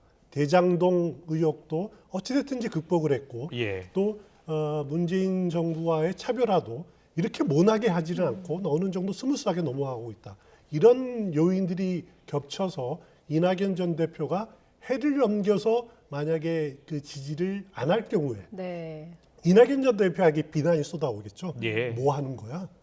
당신만 팔짱 끼고 있어. 이런 비난이 본인한테 쏟아지는 그런 부담감 때문에 서둘러서 이렇게 정리가 된 것 같습니다. 결국 이재명 후보에게는 크리스마스 선물 받은 셈입니다. 아, 네. 그런데 그 화면이나 이런 것들을 보니까 이재명 후보가 좀 버선발로 나가서 마중하고 이런 모습도 볼 수가 있더라고요. 좀 그렇습니다. 이낙연 전 대표가 필요한 이유가 있었을 것 같거든요. 이낙연 전 대표하면 그래도 이제 호남에서 오랫동안 정치를 했고 호남의 지지율을 끌어올릴 수 있는 굉장히 중요한 요인인 것은 틀림없는 사실이고요. 네. 또 30대 여성들이 경선 과정에서 보면은 이낙연 전 대표를 많이 지지를 했습니다. 그거는 계속 개혁적인 여성 친화적인 정책들을 많이 내왔다는 것을 인정받았고 또 중도층 입장에서 보면은 이재명 후보를 적극적으로 지지하기엔 뭐한데 이낙연 전 대표라는 존재가 있음으로써 그런 이제 거부감을 희석시킬 수 있다라는 측면에서 이재명 후보에게는 이낙연 전 대표가 굉장히 그 천군만마를 얻은 거다 이렇게 보시면 될 것 같아요. 크리스마스 선물이다. 천군 만마로 표현했습니다. 네. 얻은 그런 지금 상황이다 이렇게 이야기해 주셨는데 이처럼 더불어민주당이 원팀 기조 이렇게 내세우고 있는데 국민의힘 선대위 알고 계신 것처럼 여전히 어수선한 분위기입니다. 김종인 총괄 선대위원장도 오늘 작심한 듯 쓴소리를 쏟아냈습니다. 발언 듣고 오겠습니다. 어떤 사람은 나는 후보와 좀 개인적으로 좀 가까운 거니까 나는 내 나름대로 뭘 해야 되겠다는 이렇게 생각하시는 분들이 많이 있는 것 같아요. 각자가 지금 맡은 바 임무 이외에 자기의 기능을 갖다 발휘하려고 하기 때문에 그런 불협화음이 생기지 않는가 이렇게 생각합니다. 실수를 하면 절대로 선거를 이길 수가 없다고 말씀을 드린 적이 있어요. 그러니까 이 후보도 실수를 하지 않도록 하기 위해서 보좌하는 분들이 아주 세심하게 주의를 갖다 경주할 필요가 있습니다. 지금까지 후보의 활동을 볼 것 같으면 전혀 국민들이 거기에 감흥을 느끼는 그러한 메시지나 일정 같은 것이 잘 보이지 않는 그러한 결과를 갖다 초래한 것 같습니다. 후보와 가까웠다는 사람들이 각자 임무 이외의 일을 하려다 보니 불협화음이 생겼다. 그렇습니다. 한마디로 윤핵관에게 경고장 날린 거죠? 그렇습니다. 경고장 날렸죠. 오늘 이 말씀 잘 들어보면 김종인 위원장이 두 가지를 이야기합니다. 하나는 윤핵관 선 넘지 마라. 주어진 일이나 열심히 해라. 라고 그것 하나랑 또 하나는 후보 일정 메시지 이것들을 선대위에서 관리하겠다. 그러니까 김종인 위원장의 이미지 여의도 짜르로서의 모습을 되찾겠다라고 하는 겁니다. 지금까지 역할 제대로 못했지만 이제부터라도 하겠다라고 하는 건데 특히 윤핵관에 대한 경고는 새겨들을 말합니다. 그 이준석 대표의 그 선대위직 사태 이 파동을 몰고 온 것이 결국 윤핵관 때문이다. 그렇기 때문에 당신들 역할이나 하지 어디서 그 후보랑 가깝다는 이유로 선을 넘지 마라. 이렇게 경고를 한 것으로 보시면 될 것 같습니다. 김종인 위원장이 어제 그랬나요? 그립을 꽉 쥐고 가겠다 이렇게 이야기를 했는데 그런 모습들이 좀 말씀하신 대로 보이는 것 같거든요. 그렇습니다. 어느 정도 그것이 현실화될지는 좀 더 두고 봐야 될 것 같습니다. 왜냐하면은 김종인 위원장도 어느 정도 이제 그 나이도 좀 있고 부담감을 느끼는 나이도 있고 그리고 초기부터 이렇게 개입을 해오지 않았기 때문에 선대위가 굴러가는 것을 이렇게 막 방향을 완전히 턴할 수는 없거든요. 그렇기 때문에 기존의 선대위 활동하고 어떻게 조화를 이룰지는 두고 봐야 될 대목은 아닌가 싶습니다. 알겠습니다. 그런데 오늘도 윤핵관 논란은 계속 이어졌습니다. 이준석 대표와 장제원 의원 오늘 정면으로 부딪혔습니다. 어떤 발언을 했는지 듣고 오겠습니다. 우리 그 전혀 선대위에 참여하지 않는 것으로 알려진 장제원 의원께서 저도 모르는 얘기를 막 줄줄이 내놓기 시작해요. 김태희 실장은 후보 3호에 대해서 험담을 했다고 이제 얘기하고요. 전 들어본 적이 없어요. 이준석을 옹졸하고부터 시작된 그건데 선대위 전반적인 내용을 쫙 열거하면서 다 질타합니다. 저도 모르는 내용을. 그러니까 저는 장제원 의원께서 굉장히 정보력이 좋으시거나 아니면 핵심 관계자임을 선언하신 거다 이렇게 봅니다. 페이스북 한번 읽어보세요. 일반적인 얘기를 했어요. 국민적 시각에서 당대표와 공보단장이 지금 부딪히는 그 현상에 대해서 얘기합니다. 근데 무슨 내밀한 정보가 어디 있죠? 비서실이 너무 그 후보님 측근 의원들이 포진했었죠. 측근 의원들이요? 라는 얘기에 대해서 측근 의원들이 누가 있죠? 비서실? 누가 측근이죠? 아니, 그러니까 윤핵관의 실체가 뭐죠? 윤핵관의 실체가 뭐예요? 뭐 익명의 뒤에서 비판한다? 제가 익명의 뒤에서 비판한 적이 없어요. 지금은요, 정권 교체가 후보만을 위해 생각할 때고 이런 인신공격에 대해서 계속 반응을 하게 되면 국민들이 볼 때는 진흙탕산밖에 안 됩니다. 네. 뭐 들어보신 것처럼 이준석 대표가 윤핵관을 찍었습니다. 장제원 의원. 네, 이렇게 아예 공개적으로 이야기한 거거든요. 그렇습니다. 심지어는 부산을 벗어나지 마라. 네. 그리고 예. 뭐 정치장교다, 블랙요원이다. 장제원 의원을 겨냥을 해서 하여튼 윤핵관 중에 핵심 중에 핵심이다. 예. 라고 이렇게 강하게 경고를 하고 있는데 장제원 의원은 윤핵관 실체 없다. 네. 이렇게 맞서고 있습니다. 그리고 그 비서실에 내가 무슨 인맥이 있느냐. 나는 경성 캠프에 가담한 것도 있지만 보통 이제 3인 이야기하지 않습니까? 예. 권성동, 윤한홍, 장제원. 그 중에 장제원 의원 본인만 빠져 있는 상태다라고 이렇게 주장을 하고 있는데 어찌됐든 이 문제는 내용이 아직까지 가시지는 않은 아직까지 화약고로 남아 있는 그런 요인인 것 같습니다. 빨리 정리되지도 않겠군요. 쉽게 정리되지는 않을 것 같습니다. 네. 윤석열 후보 그런데 이 와중에 또 말실수를 해서 좀 논란이 되고 있습니다. 어제 전북대였는데 극빈하고 배운 게 없는 사람은 자유가 뭔지 모른다 이렇게 이야기를 했거든요. 윤 후보도 해명을 했잖아요. 그렇습니다. 뭐 이제 여러 보도가 있었고 조금 전에도 두 의원이 나와서 설전을 벌였기 때문에 이것이 뭐 해명이 옳은 건지 아닌 건지는 뭐 시청자 여러분께서 아실 거니까 판단하시면 될 것 같은데요. 저는 여기서 이제 윤석열 후보의 근본적인 문제를 좀 지적하고 싶습니다. 왜냐하면은 그 후보가 우리 사회의 모든 현장에서 발생하는 문제 이런 것들을 다 해결책을 내놓을 필요는 없거든요. 그런데 지금 윤석열 후보의 행보를 보면은 모든 문제에 대해서 자기가 대답을 해야 된다라는 그런 일종의 강박관념에 사로잡힌 것 아닌가. 그래서 그렇군요. 여기에 대해서도 해법을 내놓는 데서 여기서 꼭 항상 꼬이는 것 같아요. 그래서 지금은 후보가 듣고 경청하는 데 주력해야 되는 것 아니냐라는 말씀을 하나 드리고 싶고요. 또 하나는 제일 중요한 거는 정치인은 정의를 내리는 사람은 아닙니다. 그건 아닙니다. 검사는 죄다 아니다 디파인하는 정의를 내리는 사람이지만은 정치인은 그 약자들에 대해서 공감을 하고 문제의식을 같이 느끼고 그 해법은 대화와 타협을 통해서 찾아내는 건데 윤석열 후보는 검사 시절에 그런 습관 때문인지 몰라도 자꾸 정의를 내리려고 합니다. 그리고 해법도 자기 그 틀에서 안 벗어나려고 하거든요. 지금은 공감 능력을 키우는 것이 우선이 아닌가 이런 말씀을 드리고 싶습니다. 앞서 출연한 저희 뉴스큐에 출연한 권영세 의원 같은 경우에 지금 총괄 특보단장 맡고 있는데 아직 정치적인 언어를 구사할지 모르는 것 같다. 정치 초보의 모습 아닌가 이런 생각을 하고 계시더라고요. 그런 측면도 있습니다. 여의도의 언어는 뭐냐면은 한 말이 100% 다 오라도 그 맥락이 오라도 한 문장이 딱 떼놓고 이야기했을 때 그 흠이 생기면은 그것으로 공익받기에 충분한 그 언어가 여의도. 윤 후보가 발언하고 나서 해명하는 과정을 보면 자신의 그런 의도가 아니었다라고 해명을 꼭 하는데 그 발언 과정에서 나온 그 핵심 내용이 또 회자가 되고 지적을 받잖아요. 그렇습니다. 아직 여의도 언어에서 익숙하지 않아서 그렇죠. 하지만은 나의 진은 이것 아니다라고 해명만 하기에는 그렇게 녹록한 상황이 아니라는 거죠. 뭐 이렇게 국민의힘 내부의 내홍 그리고 윤석열 후보에 대한 여러 가지 이야기들이 나오면서 지지율도 나왔는데 이재명 후보가 오차범위 밖에서 윤석열 후보를 앞서는 전국지표조사 결과가 나왔다고 하더라고요. 그렇습니다. 매주 목요일마다 나오는데 지난주에는 안 났습니다만 4개 여론조사 기관이 돌아가면서 그 목요일마다 발표하는 전국 지표조사입니다.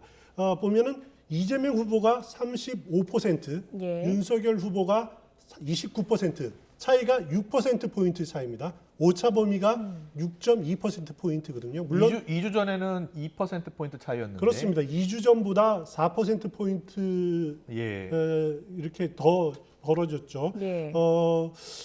오차 범위 내기는 합니다만 점점 격차가 벌어지고 있다. 그러면 이 격차가 어디서 벌어졌느냐? 2주 전하고 비교해 봤을 때는 20대 그리고 중도층 지역적으로는 충청과 부울경, 부산, 울산, 경남에서 많이 차이가 났다. 그러니까 중도층이 윤석열 후보에게서 조금 이탈하고 그리고 그 표가 이재명 후보에게 일부 가고 아니면 태도 유보, 그러니까 무당층으로 옮겨가고 있는 것이 지금 뚜렷하게 나타나고 있습니다. 정당 지지도도 민주당이 더 높게 나타났네요. 그렇습니다. 정당 지지도도 민주당이 지난 조사보다도 1%포인트 떨어졌지만은 국민의힘 경우에는 7%포인트 떨어졌습니다. 30% 밑으로 떨어지는 큰 차이가 나타나는데 이것은 국민의힘이 그동안에 이번 주 동안에 내용이 아주 심화되면서 정당 지지도가 많이 떨어졌다 이렇게 보시면 될 것 같고요.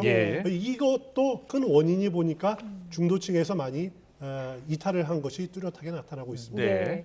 뭐 지금 양쪽 다 그러니까 윤석열 후보, 이재명 후보 양쪽 다 뭐 여러 리스크들이 나오고 있다 보니까 그런 결과가 나온 건지 모르겠는데 국정 안정론, 정권 심판론 이게 또 동률을 기록하는 결과도 나왔더라고요. 그렇습니다. 그 전국 4대 그 전국 지표조사 여론조사 결과를 보니까 국정 안정을 위해서 여당 후보를 찍어야 된다라는 거, 그리고 정권 심판을 위해서 야당 후보를 찍어야 된다. 42대 42도 동률이 나왔습니다. 다른 여론조사를 보면은 그동안 정권 심판론이 한 50%를 넘어가는 게 일반적이었거든요. 그것이 윤석열 후보의 힘의 원천이었는데 이번 여론조사를 보니까 이 여론조사를 보면 42대 42로 동률이었다. 이것은 윤석열 후보로서는 굉장한 위기, 그리고 이재명 후보로서는 기회 이렇게 해석하시면 될 것 같습니다. 이 여론조사에서 정권 심판론이 이렇게 그 동률을 이룬 것은 제 기억으로는 지난 5월 마지막 제주 때 이후 처음인 것 같습니다. 지난 5월 이후 처음. 그렇습니다. 예, 알겠습니다. 그런데 다른 여론조사, 어제 YTN 조사도 이 정권 연장이냐 정권 교체냐를 물었었는데요. 그때는 또 52.5 대 40.2 이렇게 나왔거든요. 그렇습니다. 그때하고 뭐 YTN 조사하고 조사 방식의 차이라고 보면 되겠습니까? 조사 방식에서 일단 차이가 있습니다. 가장 큰 원인은 전국 지표조사는 전화 면접원에 의한 조사고요. 그리고 리얼미터 조사는 ARS 조사다라고 보시면 될 것 같고요. 앞서 여러 차례 말씀드렸습니다만 ARS 조사를 하면은 윤석열 후보가 좀 높게 나오는 경향이 있고 전화 면접원 조사를 하면은 이재명 후보가 높게 나오는 경향이 있습니다. 여기에 전국 지표조사는 100% 무선전화 안심번호로 진행이 됐고요.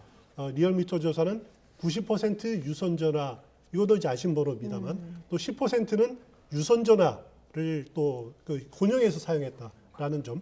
유선전화를 사용하면은 보수적인 고령층의 의견이 많이 표집이 된다라는 것이 일반적인 분석입니다. 네, 알겠습니다. 여기까지 듣겠습니다. 지금까지 추은호 해설위원과 함께 짚어봤습니다. 잘 들었습니다. 고맙습니다.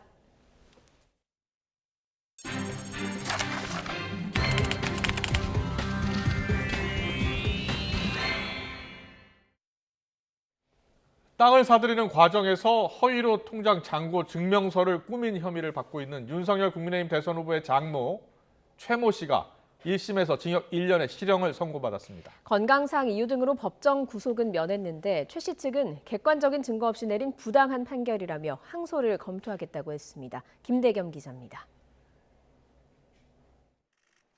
갈색 패딩 차림의 윤석열 후보 장모 최모 씨가 차에서 내려 법원으로 향합니다. 사문서 위조와 부동산 실명법 위반 등의 혐의로 1심 선고를 받기 위해서입니다. 들어갈게요. 보호자에게 속았다고 하셨는데 그 입장 계속 유지하시는 겁니까? 나오세요. 보호자는 본인의 지시로 위조 문서를 행사했다고 하는데 잠깐만요. 최 씨는 지난 2013년 경기 성남시 도촌동 땅을 매입하는 과정에서 자금 조달 능력을 인정받기 위해 동업자 안모 씨와 공모해 347억 상당의 허위 정보 증명서를 꾸민 혐의로 재판에 넘겨졌습니다.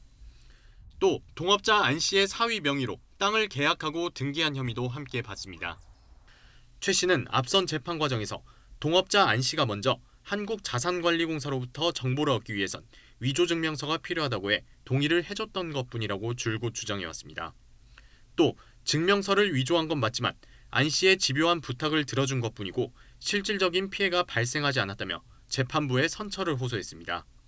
하지만 법원은 최 씨의 혐의가 모두 인정된다며 징역 1년의 실형을 선고했습니다.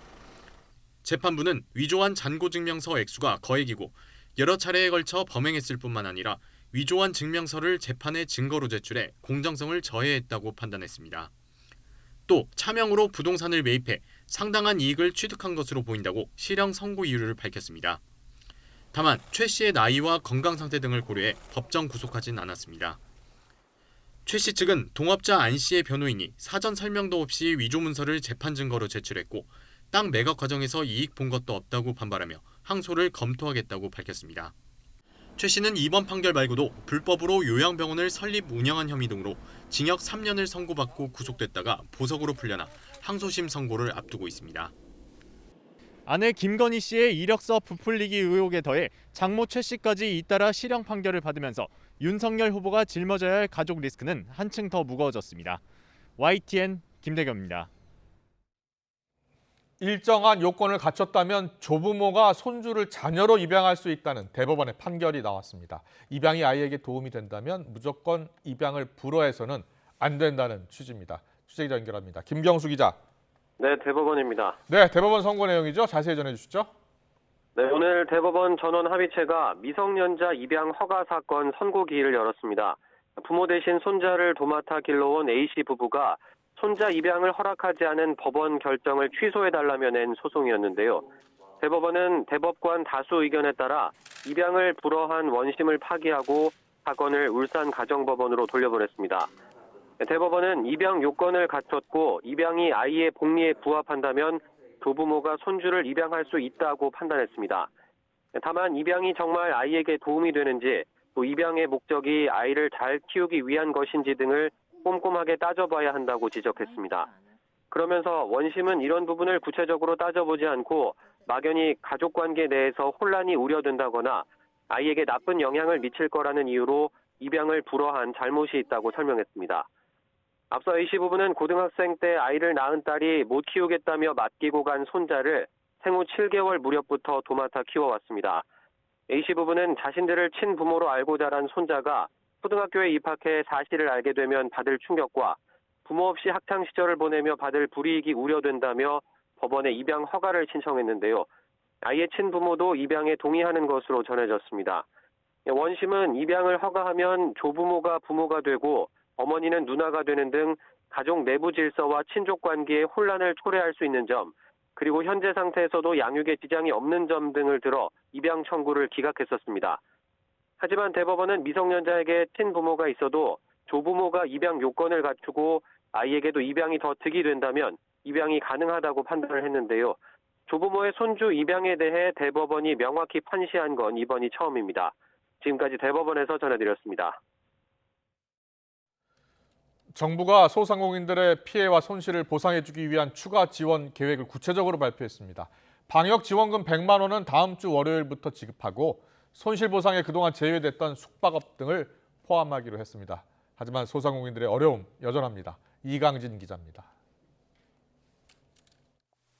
정부는 집합금지와 영업시간 제한으로 피해를 본 소상공인들에게 지난달부터 보상금을 지급했습니다. 하지만 숙박업 등 일부 업종은 제외돼 왔습니다. 운영 가능한 객실의 수가 3분의 1을 줄어서 분명히 손님을 못 받고 장사를 못 했는데 우리는 왜 지원 대상에서 빠지는지. 정부가 이번에 약속한 방역지원금 100만 원에는 이들도 포함됐습니다. 과거 버팀목 플러스나 희망 회복 자금을 받은 적이 있는 경우 매출이 감소한 것으로 인정하고 절차도 간소화했습니다. 신청은 안내 문자에 따라 온라인 전화로 하면 되는데 오는 27일은 사업자 등록번호 끝자리가 홀수, 28일은 끝자리가 짝수인 사업체부터 안내 문자가 발송됩니다. 문자를 받으시고 온라인으로 신청하신 분들께는 하루 총 5차례 은행 이체를 하는 등 신청 당일 지급을 원칙으로 최대한 빠르게 지급하도록 하겠습니다. 이와 별도로 4분기 손실보상금은 내년 2월 중순부터 지급됩니다. 이번 손실보상에는 숙박업과 키즈카페 등 인원 제한을 받은 업종이 추가됐고 지급 하한 액수가 50만 원으로 올라갑니다. 하지만 여행업은 이번에도 손실보상에서 제외됐습니다. 정부는 여행업이 방역 조치에 직접적 영향을 받지 않기 때문이라고 설명했습니다. 매출이 거의 없는 상태에서 정부의 방역지원금 100만 원만 갖고 버티기에는 너무 힘이 들어 사업을 정리하는 경우가 속출하고 있습니다. 정상화될 걸로 기대하고 계속 유지를 해왔었는데 이제 도저히 힘에 붙여서 규모가 좀 작은 데도 있고 큰 데도 있을 텐데 그 임대료를 보존을 해준다 그러면 아마 공평하게 좀 지원이 되는 것 같습니다. 정부의 지원 대책에도 자영업자들만 일방적으로 희생을 강요받는다는 불만은 사그러들 줄 모릅니다. 영업 제한과 방역 패스 철회를 요구하는 현장의 목소리에 정부가 뚜렷한 답을 내놓지 못하는 답답한 상황이 이어지고 있습니다. YTN 이강진입니다.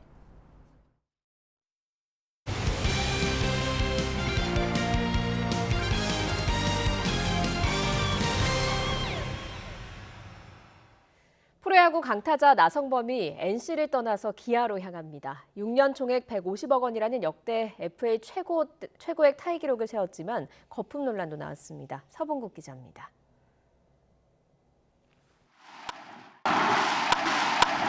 시즌 막판까지 최정과 치열한 홈런왕 경기. 나성범은 타율 3할에는 못 미쳤지만 33홈런 101타점으로 NC 공격을 이끌며 KBO 간판 스타 이름값을 해냈습니다. NC가 올해 FA 시장 최대로 꼽힌 나성범과의 계약이 어렵다는 점을 시인하면서 일찌감치 거포에 목마른 기아행이 점쳐졌던 상황. 결국 고향 광주팀의 품에 안겼습니다. 계약금과 연봉 각각 60억, 옵션을 포함한 6년 총액 150억, 역대 FA 최다 타이 금액입니다. 지난해까지 7년 연속 3할 타율과 함께 안정적인 장거리포 능력이 시장의 인정을 받았습니다. 어렸을 때 야구 막 보러 다니고 그랬던 팀에 와서 또 기분이 좀 새롭고요. 그냥 저에게 너무 많은 관심을 가져주셔가지고 좀 마음이 많이 움직였던 것 같습니다.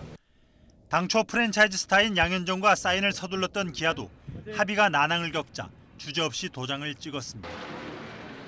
역대 8번째 100억 클럽 가입에다 올 겨울에만 4번째 대박 사례, 논란도 적지 않습니다. 도쿄 참사와 그라운드 술판 후폭풍 등으로 야구 인기는 급락했지만 유독 선수 몸값만 과열 양상. 코로나 직격탄에 모든 구단이 재정난을 겪는 상황에서 모기업의 자금으로 벌이는 돈의 전쟁은 씁쓸한 뒷맛을 남기고 있습니다. YTN 서봉국입니다.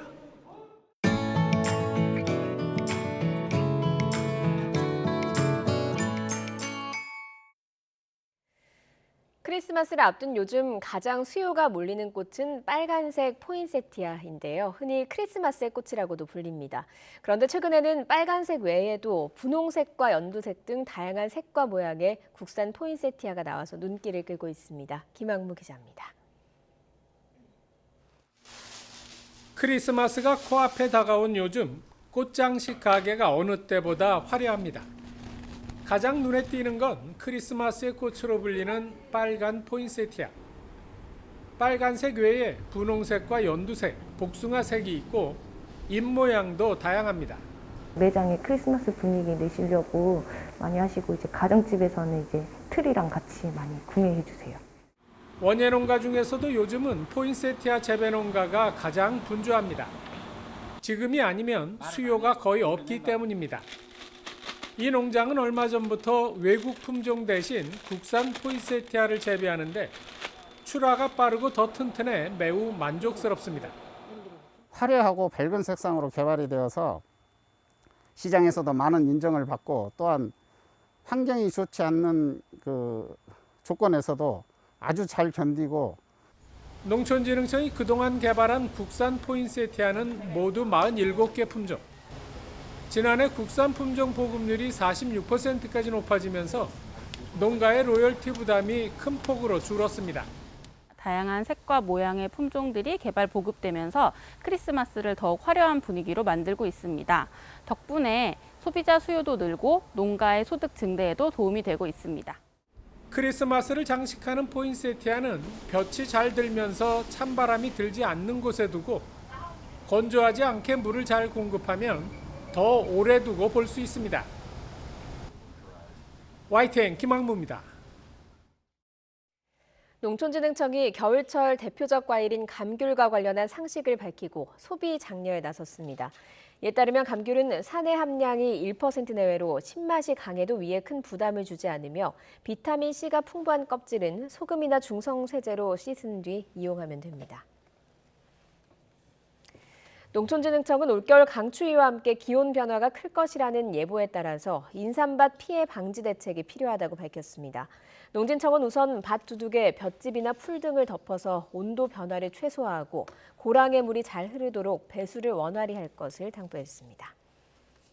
오늘도 큰 추위 없이 무난한 날씨가 이어졌습니다. 문제는 내일 오후부터입니다. 찬 공기가 밀려오면서 급격하게 추워지겠습니다. 먼저 아침에는 서울 기온이 0도로 오늘보다 또 예년보다 높겠지만 낮 기온은 2도에 머물면서 오늘보다 6도 정도 낮겠습니다. 특히 밤 사이에는 기온이 뚝뚝 떨어지면서 성탄절인 모레 아침에는 영하 14도, 일요일에는 영하 16도로 한파가 절정에 달하겠습니다. 동파 사고 나지 않도록 주의하셔야겠습니다. 또 내일 수도권과 강원, 제주도에는 비나 눈이 내리겠습니다. 특히 영동과 제주 산간에는 모레까지 최고 20cm의 폭설이 쏟아지겠고요. 영서에 1에서 5, 또 경기 북부와 동부, 제주도에도 1에서 3cm의 눈이 예상됩니다. 서울을 비롯한 그 밖의 수도권에도 낮 동안 눈이 날리는 곳이 있겠습니다. 내일 아침 기온 오늘보다 1, 2도 정도 높겠습니다. 서울이 0도로 예상이 됩니다. 또 대전도 0도로 예상이 되고요. 울산은 2도로 예상됩니다. 낮 기온은 오늘보다 1도에서 6도 정도 낮겠는데요. 서울 2도, 또 광주 10도, 부산 10도로 예상이 됩니다. 호남 지방도 모레부터 눈이 내리겠고요. 제주도와 호남 지방의 눈은 다음 주 초반까지 이어지겠습니다. 추위는 다음 주 중반부터 누그러질 전망입니다. 날씨 정보였습니다. 네, 이어서 저녁 종합뉴스 이브닝 뉴스가 방송됩니다. 시청해주신 여러분 고맙습니다.